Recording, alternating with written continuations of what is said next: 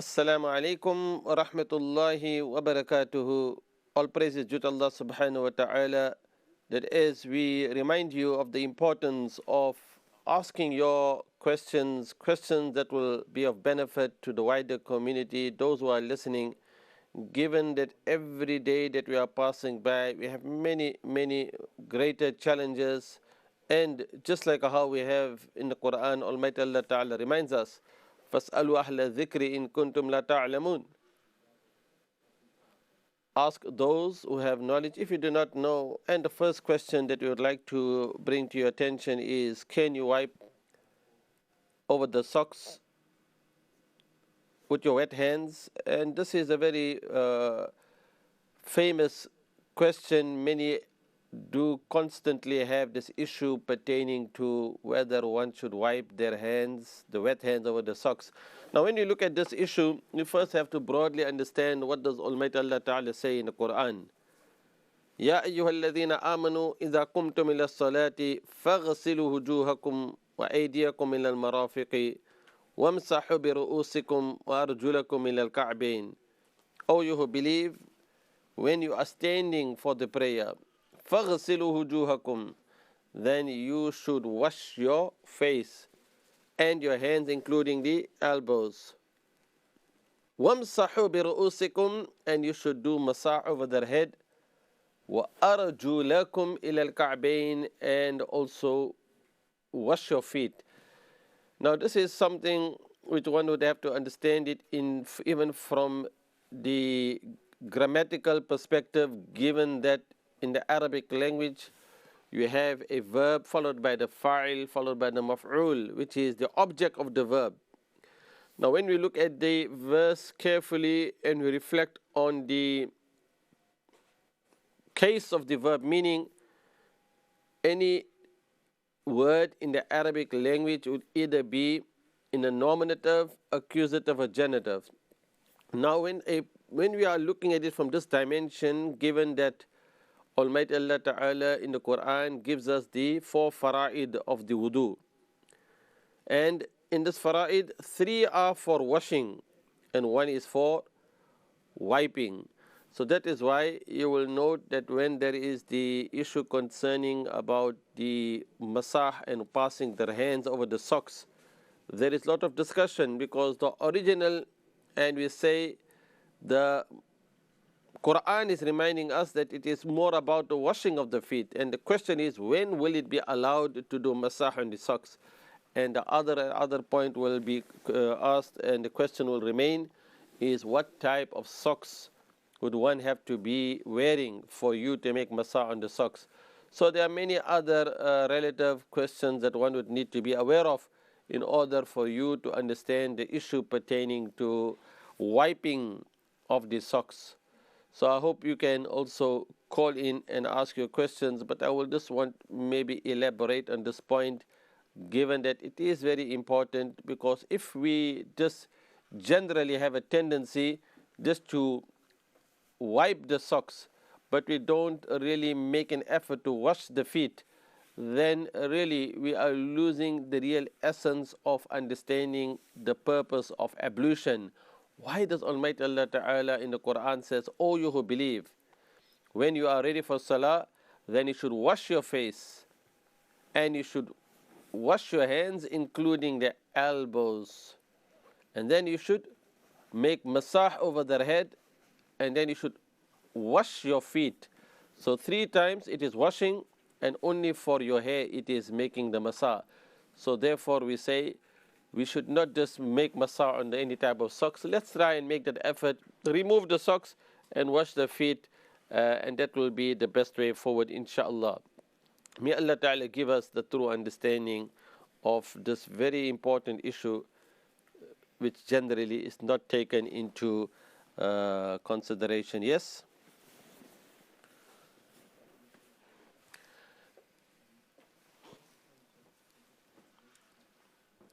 Yes, now also with issue with the socks, if somebody is changing the socks, and can you just wipe over the socks? That is another important question, because you see, if you're just changing your socks, now one must remember that there are certain rules pertaining to wearing the socks.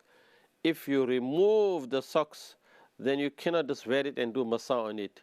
So that is another point is for the traveler, for the musafir, you have to wear the socks for 3 days and 3 nights. And for the one that is muqim and resident, he is allowed to wear the sock for the duration of 1 entire day.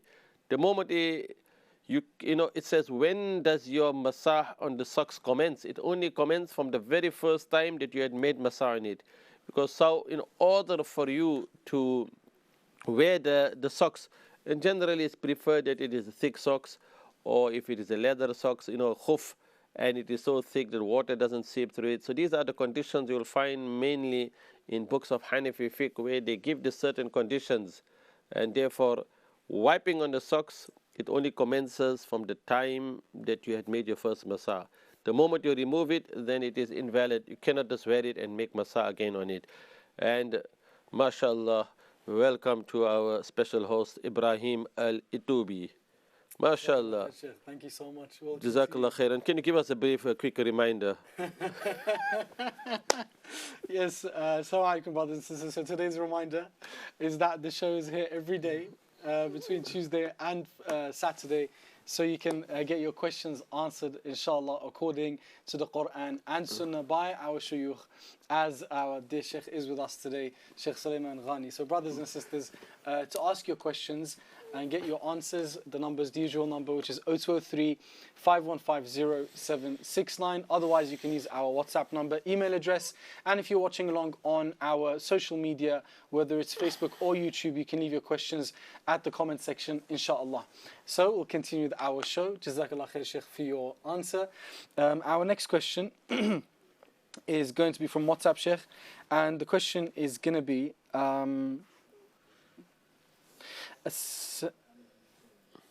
okay, so around insurance, Shaykh, when people have accidents or damage happens to their property, their car and so on, Islamically, what's our perspective on insurance attached to these things? I mean, at the end of it, generally, whenever there is this element, an ambiguity, an element of chance, for example, you may take out an insurance, but there's no guarantee you're going to have an accident. So there is the riba element in it, where you will be paying towards something and you may not even see or receive, or it sometimes happens you receive something in excess of the original amount. So there's a lot of ambiguity, and because of that element, that is the reason why. But you have no choice in it, because you cannot drive a car. So if you don't have a car, you'll need to take the train if you want to avoid insurance. But then anyway, the issue is what do you do? Because you have no alternative.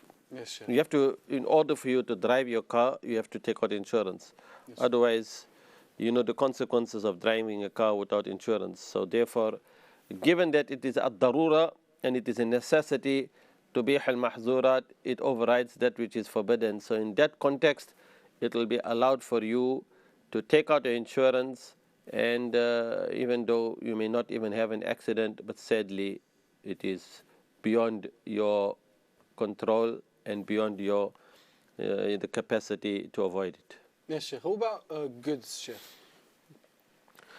I mean, if anything that can be avoided, that will be the best alternative. But you and I, we have lack of taqwa and piety, so that's why we are sitting with this dilemma. That most of the people generally have taken an insurance, and it is more important, whatever you are doing, just never lose your reliance on Almighty Allah Ta'ala. But it is important also, you have to tie your camel and then make tawakkul. So sometimes we don't look at the other ways of how to, there are certain type of goods, merchandise which get damaged. People lose their entire belonging in property. If you think of what happened in Australia, for example, those blazing and raging fires, people can lose their entire property, belongings, their entire business. They can lose everything. Yes. So what if there is no insurance? What happens in that situation? So these are things. Are there any other alternative way to protect some goods and belonging, merchandise? And this is where there's many Islamic institutes and organizations which specialize in finance need to play their part, inshallah. Jazakallah khair, Shaykh. Our next question, Shaykh. is going to be around sports and the clothing around sports. Sometimes, Sheikh, we have to sometimes try and be modest even when, we're running around trying to kick a football. Sheikh. So we have some shorts, Sheikh, that come above the knees for the brothers. Astaghfirullah. Yeah, astaghfirullah. Is that the Yeah, I answer? mean, How do we deal with this? end of it, obviously, as long as we understand that the aura for the male is between from the navel to the knee. So Yeah. there are those who may not be aware and they're having long shorts, but it is above the knee. So we need to remind them that it should be below the knee. Yeah. If obviously it needs education, needs reminders that the aura, which has to be concealed at all time, is from the navel to the knee and not above the knee. Jazakallah khairan. Jazakallah khair, Sheikh. Thank you so much for the answer. May Allah reward you. That brings us to our first break of the show. With your permission, Sheikh, can we go on break? Don't delay, break today. Jazakallah khair. To everyone watching at home, we're going to take a short break now for a few minutes, and then we'll be back to continue our show, inshallah. Once we're back, you're able to give us a call or send your questions. Until then, stay tuned. Wassalamu alaikum wa rahmatullah.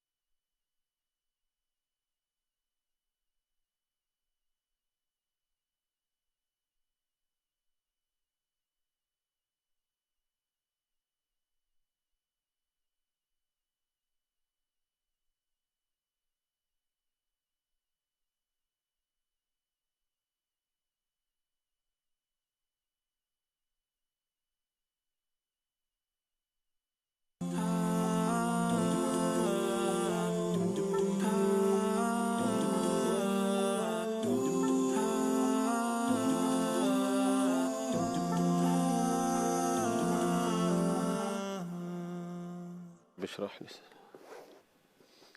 Assalamu alaikum wa rahmatullahi wa barakatuh to all of our viewers, and welcome back after our short break to today's Ask Eman Live.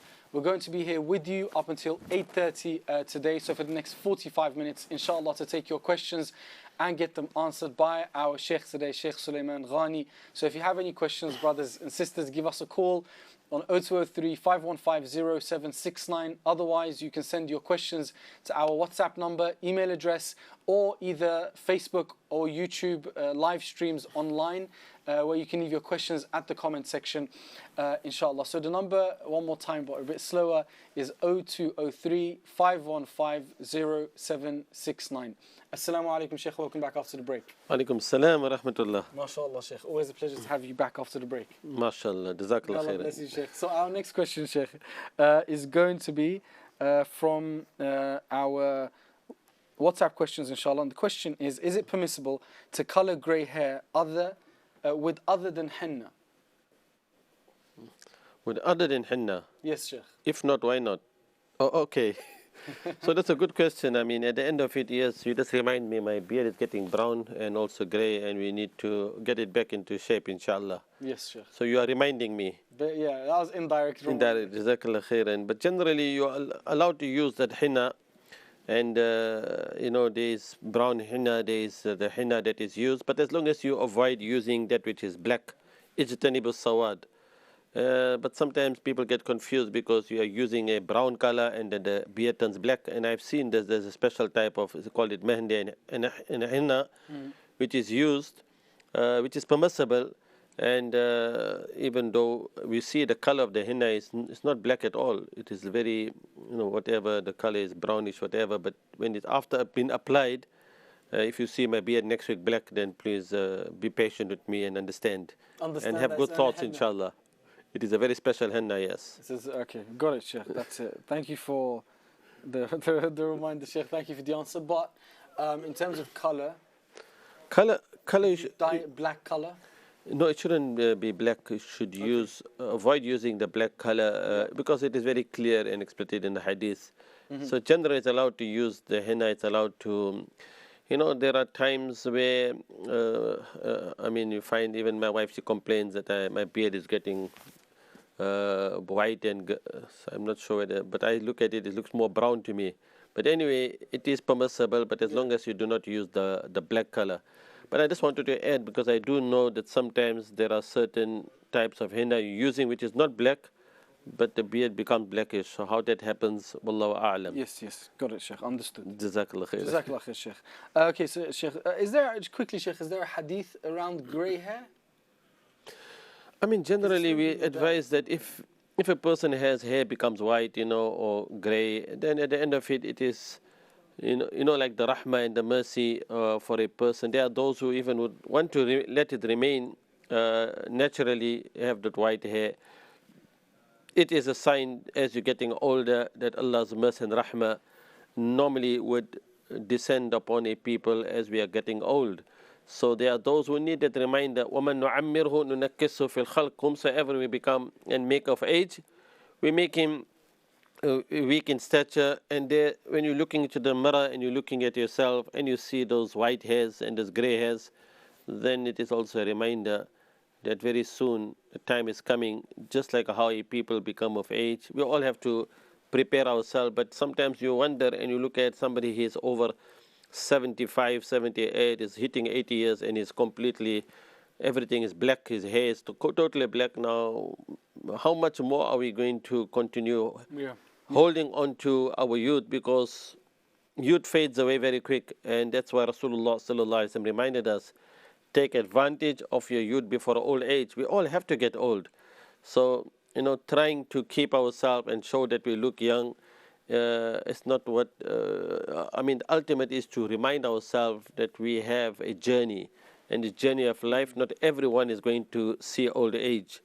So we need to remind and look at ourselves. When you see those white hairs, when you see those grey hairs, it is clear reminder that yes, indeed, we have to prepare.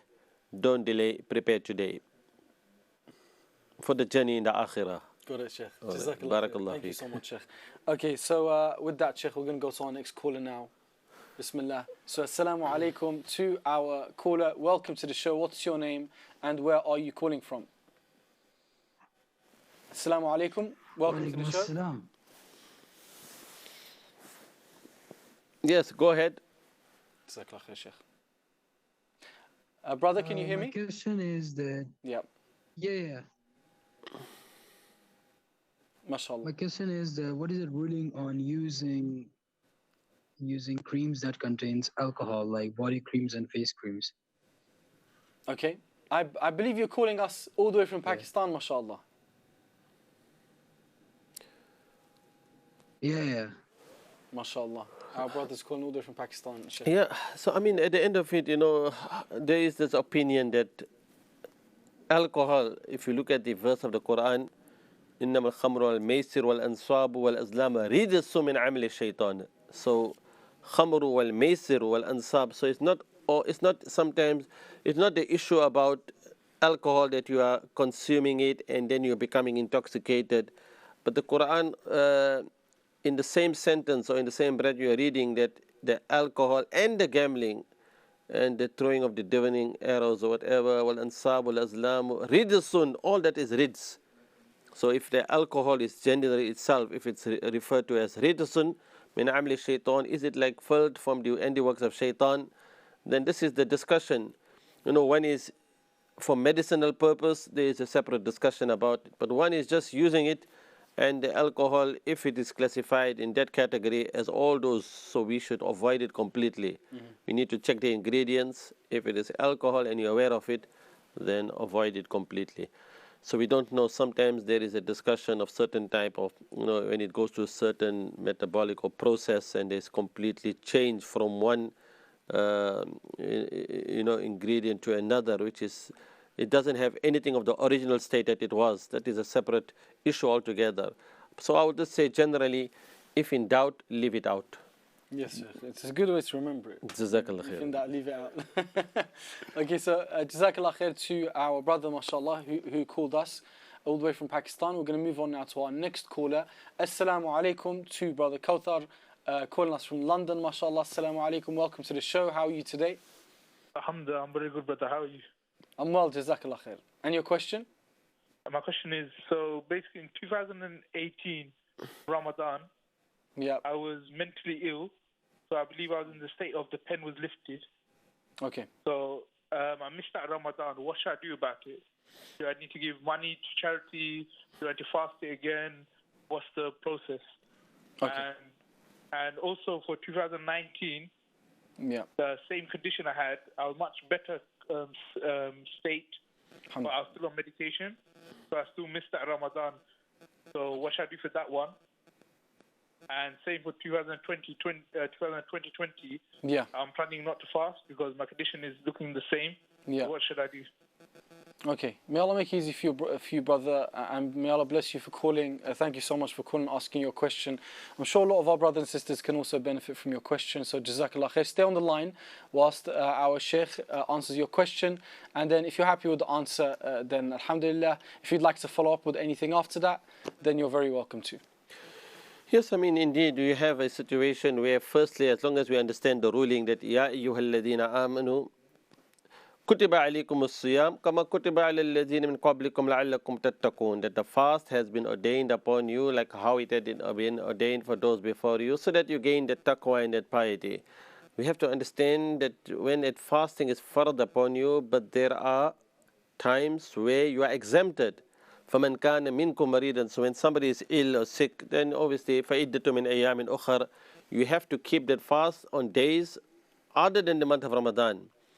وَعَلَى الَّذِينَ يُطِيقُونَهُ فِدْيَةٌ طَعَامُ مِسْكِينٍ, and for that person who is in a state of sickness and that person who he had a valid reason in the month of Ramadan he could not keep a fast, then you will have to give a fidya. So you will need to calculate for 2018 what was the 29, 30 days of fast. So for each fast, if you keep maybe the value equivalent, approximate, if it's about 3 pounds. So say, for example, if you say 100 pounds for 2018, for 2019, another 100 pounds, for example. And now 2020, you said you won't be able to fast, then it means you'll have to calculate 3 months of Ramadan and pay that money. But that is only for somebody who is unable to do qada fast. If you are able to do qada, then you will not have to pay the fidya. So remember, it is not kafara, you had a valid reason. So in order to make up, or in lieu of that fast that you have missed, which you had been exempted from because of your illness and sickness, then pay the fidya, inshallah. Jazakallah khair, Shaykh. Thank you so much. Brother Kauthar, do you understand your answer? Yeah, I understand. I understand. Jazakallah khair. May Allah bless you. Do call us again if you have any questions. Wassalamu alaikum. Okay, Shaykh, we're going to go now to our next question. If we don't have time to answer it, Shaykh, we're going to go on break and then come back with the answer. But I will definitely ask it before the break, inshallah. So our next question, Shaykh, is Assalamu alaikum. How do you avoid the evil eye, and what steps do you take to protecting yourself from it? So I believe, Shaykh, we'll come back to this after the break. Are you okay with that? Don't delay. Go for the break today. Jazakallah khair. Thank you so much to everyone who's watched so far. Thank you to our callers. We're going to take another short break now for a few minutes, and then we'll be back to continue with our show. So do stay tuned as usual, and once we're back, do give us a call or send us your questions if you have any, inshallah. For now, stay tuned. Wassalamu alaikum wa rahmatullahi wa barakatuh.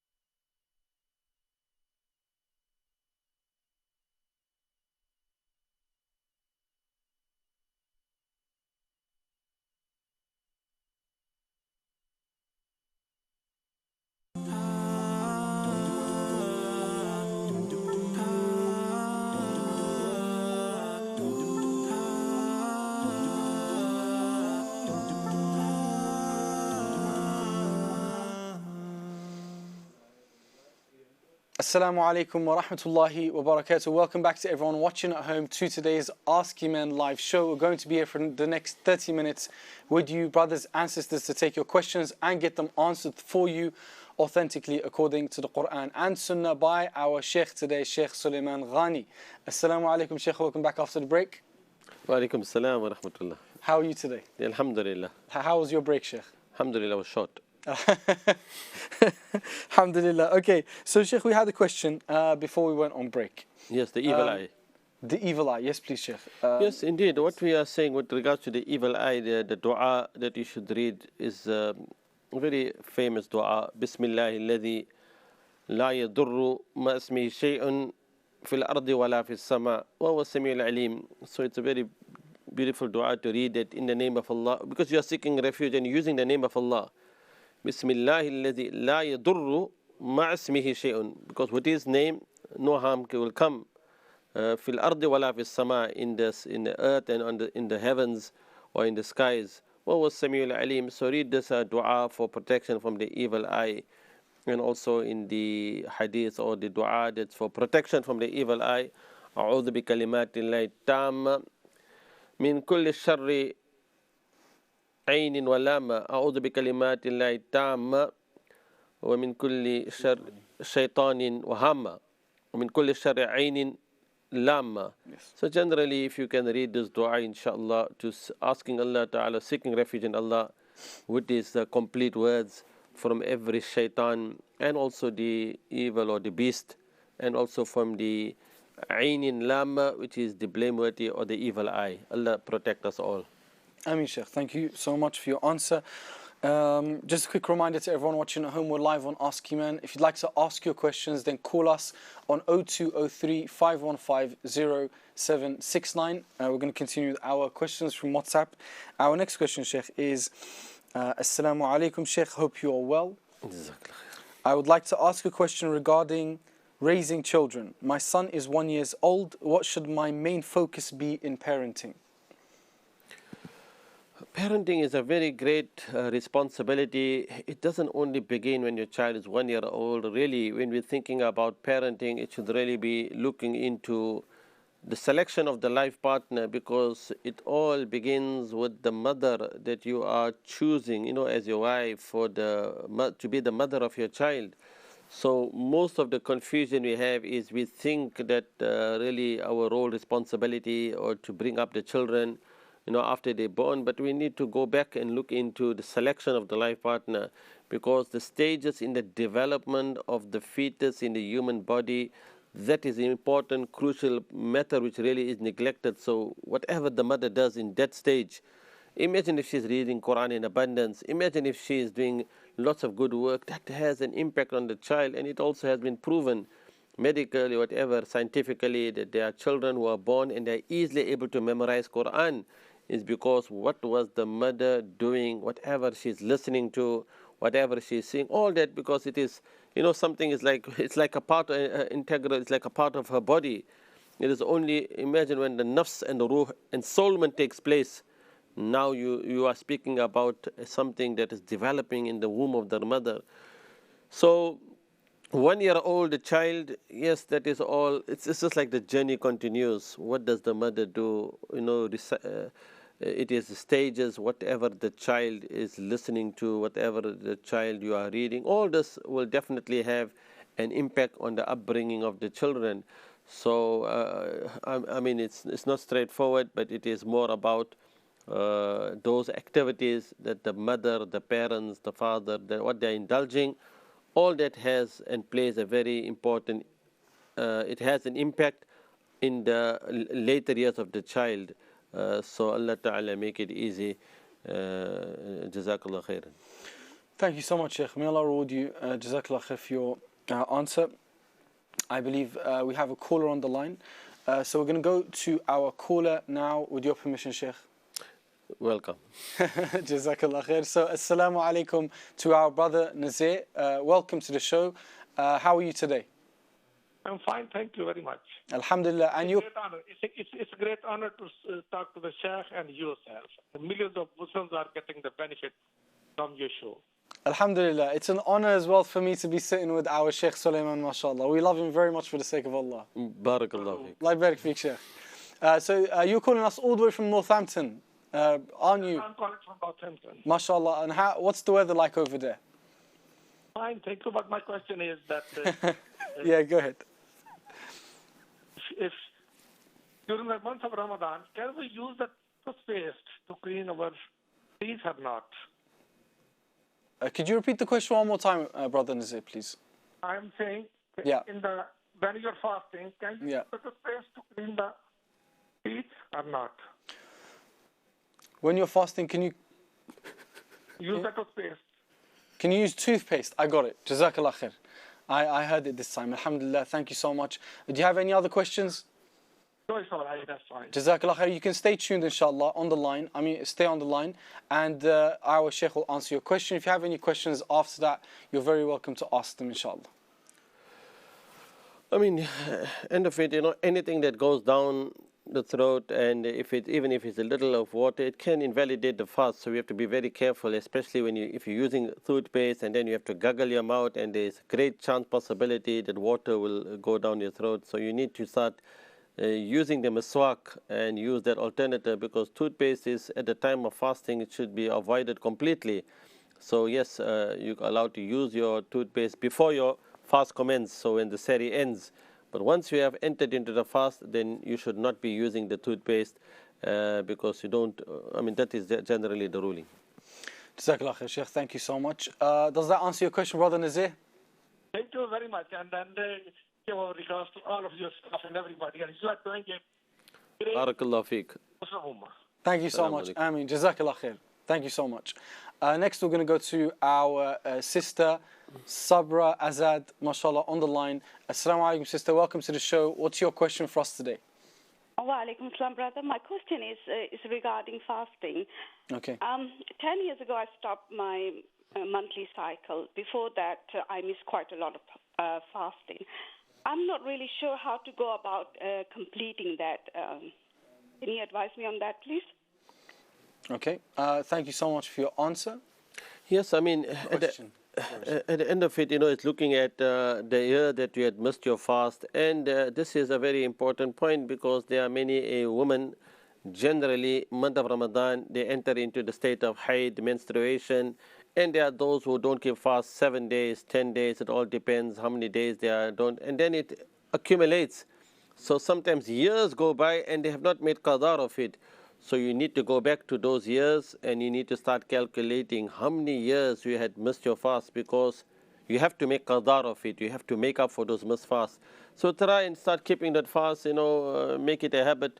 Monday and Thursday, or also the month of Sha'ban is coming. So use those very special days.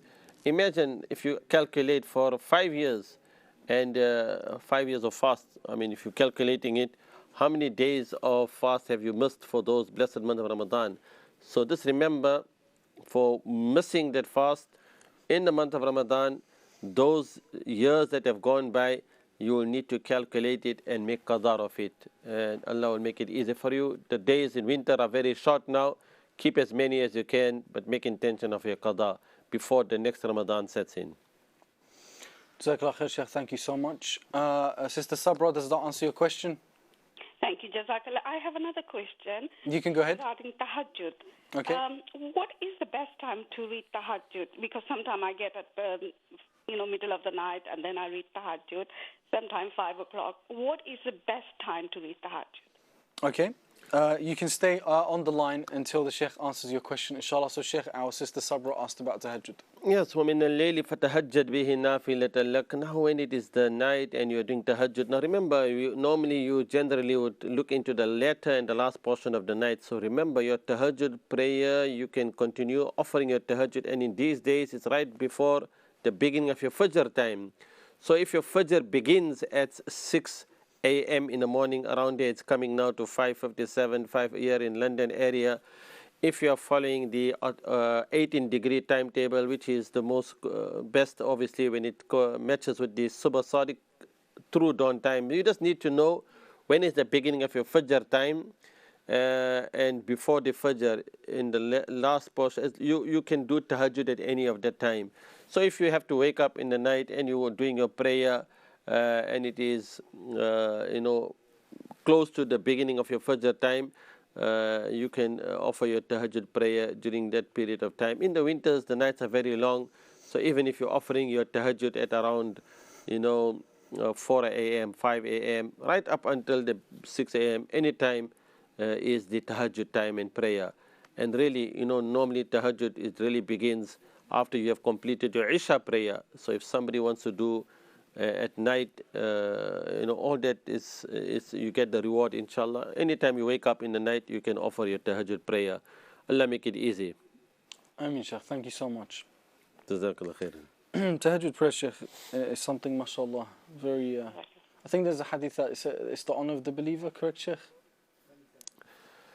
I mean, it's like saying when the people are offering tahajjud, it's أقرب ما يكون العبد إلى ربه. This is the closest a person can be to his Rabb and Creator. And this is the time where when الناس نيام, the people are sleeping and you are standing at night in prayer. Jazakallah khair, Shaykh. We'll come back to this after the break, inshallah. I think tahajjud is such a big topic. We can continue on it, inshallah, for a bit longer.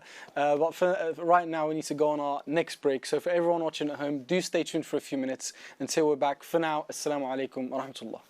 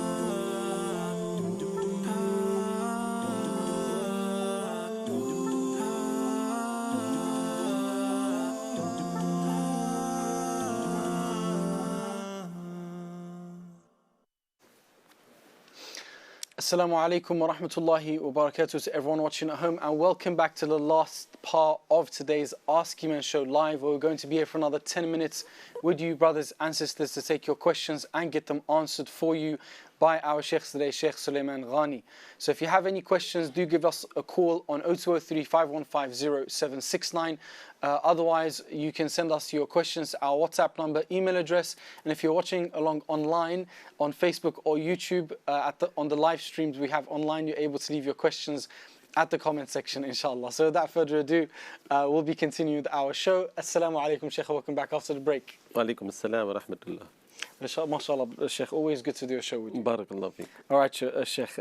So our next question is from WhatsApp, and the question we have is, Assalamu alaikum, I would like to ask, will my Hajj be valid for I performed my tawaf for Hajj on the 13th of Dhul Hijjah instead of the 10th, 11th. Jazakallah khair. You are taking us to the journey of Hajj, and we are in the month of Jumad al-Ula, then Jumad al-Ukhra, Rajab, Sha'ban. So inshallah, good question, but what happens when you are speaking about an issue which already, yes, the months of Hajj and days of Hajj will come in very fast.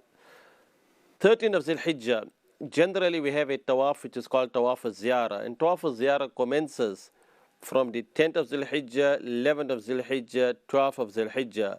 Now somebody would need to complete the Tawaf al-Ziyarah before the Maghrib of the 12th of Zil Hijjah. If there was a delay, and if it was not performed during those time, and what was the reason for the delay, because this is the question. So Tawaf al-Ziyarah has to be performed in its prescribed time, and if it was not performed and it was performed after the third, meaning on the 3rd of Zul Hijjah, then one will have to sacrifice an animal, and tawaf will be still accepted. Allah make it easy. Ameen, Shaykh. Jazakallah khairan. Jazakallah khair, Shaykh. Thank you so much. Next question, please. All right, so our next question, Shaykh, is Bismillah. Assalamu alaikum. Shaykh, what is your opinion on taking regular medications for high blood pressure, diabetes? Because I believe in the past, a human did not used to take regular medications. I mean, we are living in the time where we are advanced new scientific discoveries, new, لِكُلِّ دَاءٍ دَوَاءٌ, for every sickness there is a cure. Yes, if we can go back to the original prophetic medicinal cure, then that is the ultimate. But we are living in an age where there is capitalism, where there is issue, certain type of diseases are because of man's lifestyle. We call it lifestyle diseases. Now he has to use this type of medicine, and in order for a person to make a profit, all this is a separate discussion. But you are rightly pointed out that can we go back to using they say tib al-Yunani, or medicinal herbal cure? That would be the ultimate, where there is no side effects. But what can we do? We are living at a time, you go to the doctor, he gives you a prescription. We have our reliance. Will it bring down your blood pressure? Will it help you with your diabetes, all these issues? But we need to look at what is causing these type of diseases. Why do we have blood pressure? What is our intake of our salt? What is the food and diet that we are eating? And for this we have a lot of dietary, or probably we need a dietitian to help us. One is, we say we need to do a health, fitness and training, but the other is, including myself, we don't really worry and concern ourselves with our diet. It is only when we become ill, then we go back and we are looking for these type of capsules and tablets and taking these prescriptions. We all have a serious problem here which needs to be addressed. Jazakallah khairan for that. Thank you so much, Shaykh. May Allah bless you. Also, we advise our viewers that seek medical advice from your doctor or medical practitioner or general practitioner, GP, because you need to keep the right balance in terms of where you're seeking your advice from to take the best route possible towards taking care of your health, inshallah. Okay, Shaykh. So, are you ready for the next question, Shaykh? Yes, I just wanted to interject. Okay, yeah. There is I just got news because many years ago I met a very special person. His name is Ahmed Didat. I had the opportunity to visit him in his lifetime in his home in Verulam, and when I got the news today of his son being shot, outside the court, that was very heartbreaking. His son Yusuf Didat. So we just want our viewers to make a special dua and prayer, given that Ahmed Didat had a very special role to play, and he was a da'i, and he was somebody that really was very good in spreading the word in the da'wah and removing many of the misconceptions that people had about Islam, because he was an expert in the Bible study also. But here it is, his son following his legacy, and we very sad that we received the news that he had been shot in Verulam. But it just brought back memories, because I actually visited him when he was in Riyadh, when he was taken ill and he was flown in from South Africa, at the hospital. And Qadar Allah, he lived in that condition for about 9 years. And sadly, when I had visited him also in South Africa with my father, he was only communicating with his eyes, but his mind was very intact. But here it is, we just want people to pray, make dua, Allah Ta'ala grant his son cure and shifa from this very critical time and moment that he is facing. He was only shot today in South Africa, outside the court in Verulam. So I just wanted our viewers to make dua for him, inshallah. Yes, Shaykh. Jazakallah khair for the reminder, Shaykh. Next question. And bringing us for attention. So the next question, Shaykh, is going to be from our WhatsApp. Our brothers and sisters have been sending through WhatsApp questions, and the next one on our list is Assalamu alaikum. Do I have to pay zakat on my child's savings, which I intend to give to her when she is an adult, and I will continue to save until then?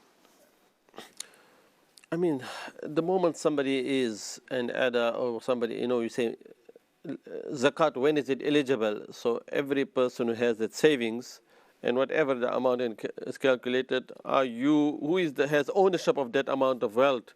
So if somebody is executing or you are acting on behalf of somebody, all that, but it just needs to be very clearly pointed out that when is zakat eligible, when do you pay it, and who is responsible to pay it. Because if you have somebody's minor, you wouldn't expect a minor to pay for zakat. But now if that becomes of age and that zakat and that amount is there, is it eligible? When is it eligible? Yes, indeed, one will have to execute it and pay for that amount, inshallah. Jazakallah khair, Shaykh. Thank you so much. Our next question, Shaykh, is from our YouTube questions. Our next question from YouTube is regarding video games. If a level has something haram, like bringing the dead back to life, can I play the rest of the game if I avoid the level? But I'd like to add a question, Shaykh. What if you can't play the rest of the game unless you pass that level? So now, at the end of it, we are living in this world, and this is the place, ad-dunya ma'ziratun il-akhirah. This is the level that we have to play in our life. But this dunya itself, no, it is inna i'lamu annama al-hayatu dunya la'ibu wa lahu wa zina wa tafakhurun bainakum. Now if you think and analyze carefully, we are so much engrossed in our children and playing this many different games and at different levels, and some of them, they give you certain type of, like the music and the subliminal messages, and there are things that can have an impact even in psychologically, has an impact even in one's thought process. There are things, these things have an impact and have an effect. If a child is spending hours and hours of this time which is squandered and wasted on playing this type of games, the question is, time is passing by, is it benefiting the child, or is it having an impact on the child? So now you are saying, in order for you to go to the next level, you have to do, and you have to pass one level. If it is sending you messages which is going to create and corrupt one's aqeedah and belief at that young and tender age, then these types of games, yes, would need to be avoided. May Allah Ta'ala make it easy. Jazakallah khair, Shaykh. Our next question, Shaykh, is from YouTube as well. And our question is, Assalamu alaikum. I have not been able to fall asleep at night, but for a few months, is there anything I can do or a dua I can read to help me sleep? I mean, dua we have to read, Allahumma bismika amutu wa ahya. Oh Allah, in your name I die and I wake up. If we do all these azkars before sleeping, ask Allah Ta'ala with very special dua, Allahumma inni as'aluka al-huda wat-tuqa wal-afafa wal-ghina. Even ask Allah Ta'ala for sadad. Make dua, this very special dua. If we do this, inshallah, and if one follows the methodology of the Prophet Sallallahu Alaihi Wasallam, the adab, the etiquettes, what he used to do before sleeping. How many of us are making wudu and ablution? How many of us do our azkar before sleeping? Reading the quls, Qul Wallahu Ahad, Qul A'udhu bil Falaq, Qul A'udhu bi Rabbin Nas. All these are important to help somebody to have a good sleep, inshallah. Jazakallah khair, Shaykh. That brings us to the end of our show. So I'd like to say a big thank you to you, Shaykh, for joining us today as usual. May Allah bless you. Jazakallah khairan. Ameen. Until next time. Thank you. Until next time, Shaykh. Thank you to everyone who's tuned in today, who's called us and asked questions. We've finished. We've come to the end of today's show. So until next time, inshallah, as usual, Assalamu alaikum wa rahmatullah.